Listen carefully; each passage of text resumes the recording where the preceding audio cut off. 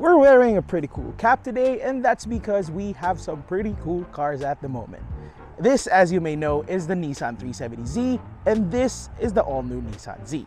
And we're here today to take a quick look at these two and find out just how different the new one is from the old one. So we're gonna start off with the exterior, and okay, so just to manage your expectations, we're gonna focus on the glaring differences here. Right off the bat, as you can see, the logos are different. In the old Z, well, this is not new, this is old. The old Z, it has the old logo, and the new Z, it has a new, sleeker, more minimalist Nissan logo. And of course, it has different headlights. Here you have these swept back, very aggressive looking headlights, while here you have this leaf-shaped, very toned down but classy looking headlamps. And underneath, Nissan has opted for a more retro-ish vibe with the new Z, with this grille with those oval-like patterns that you'll see more of at the back later. So before we move on to the sides, I'd just like to point out how similar these hoods are. Sure, the shape is slightly different and the outline is also a bit different, but overall they look very, very similar in terms of size and in terms of the overall silhouette. And that's probably because these two actually share the same chassis. Nissan reused and probably retuned the old chassis in the 370Z and used it in the new Nissan Z. The only reason that looks a bit different from this one is because this looks a bit wider because of the shape of the body. The fenders of the 370Z look like they protrude more from the body than the fenders in the new Z does because of the shape of the 370Z. And this one, the new one, actually looks a bit shorter even though it isn't because of the black top roof. But underneath, they have the same underpinnings and you'll actually see more of the similarities inside. But we'll move on to the cabin later. For now, I'm gonna show you a few more things. So here in the new Z, they actually took out the Z logo here. You have that in the 370Z and it actually lights up like a signal light, and they moved it all the way back here. And it doesn't light up anymore, which is, well, it's okay. Nissan also took out the chrome bits on the door handles in the new Z, and it actually looks a bit cleaner now.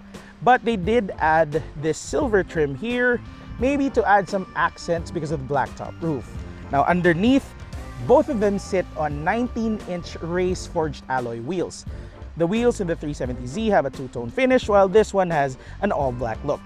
The only difference between the two is that this one has slightly wider tires up front. So now let's check out the rear. First order of business here at the back are the taillights. And as you can see, it has that oval-like shaped pattern that you saw from the grille earlier. Nissan has also given this a full black trim at the back, which houses the taillight. As you can see, you don't have that here. And it actually looks so much better now. It looks cleaner, it looks so much classier, and the retro futuristic vibe is there. And also, if you look at it from that angle, you can probably notice that this one sits a bit lower. If you look at the rear wing, this one is actually a bit lower. Now underneath, this one also has new exhaust tips. It has those holes in the tips, which you don't have here. So I guess that's it for this end. And if I were to pick, there would be a clear winner. Which one is better? It's gotta be this one. Anyway, let's go inside. So remember how I told you there are a lot of differences in the cabins here? Well, there really are a lot. So first off, the seats. They are slightly different, but the bolsters are the same. The controls are the same. Only the headrest is a bit higher, it's a bit bigger. Now the pods here and the door panels, they're also the same, exact same ones, with the AC vents extending from the dash to the door.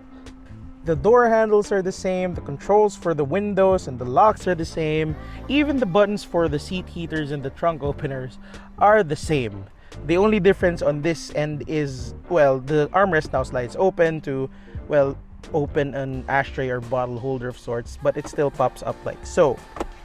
Now, over here up front, you'll see more differences at least. You have a new gear shifter, of course. You have a newer and sleeker looking push to start button. And you have a Type-C charging port now. And you have a small cubby here now because this entire column has been slightly reworked. This has a new infotainment system, of course, with better sound, but still with a Bose speaker system. But the AC controls here underneath are still the same. Well, I appreciate that they are still knobs, but I would have liked a small display or two. I don't know. Now up here, you get more AC vents. Back in the 370Z, you have this large cubby for storage, and now it just has this. It looks more like a conventional car, I would suppose. Now, as you move over to this side, you'll see more changes at least. It has a new steering wheel, it has new controls, and they look so much better. So when you're behind the wheel, you're seeing all this, it does feel like a much newer car.